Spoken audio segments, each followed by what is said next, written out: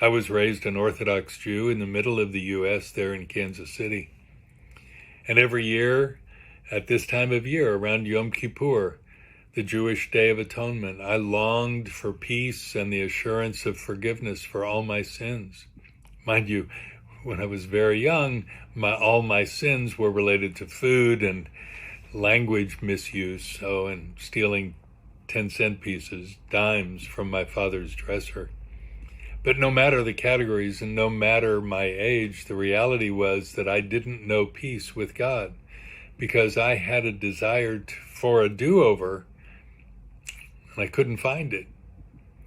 God seemed harsh, like an Olympic judge holding up the numbers of my sins, all my failures, and all my unrighteousness.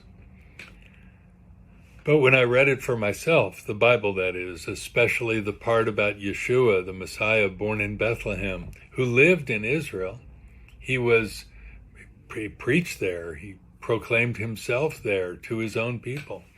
When I read it for myself, that he died as a substitute for my sins, killed by the Roman government for sedition, even though he had done nothing wrong.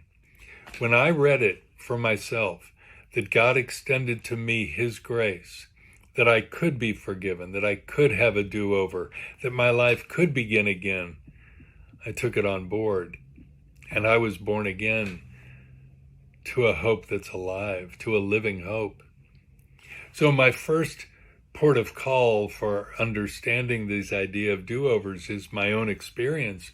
But the second source, a much more reliable source, is God's Word, the Bible itself. And there we read about God and what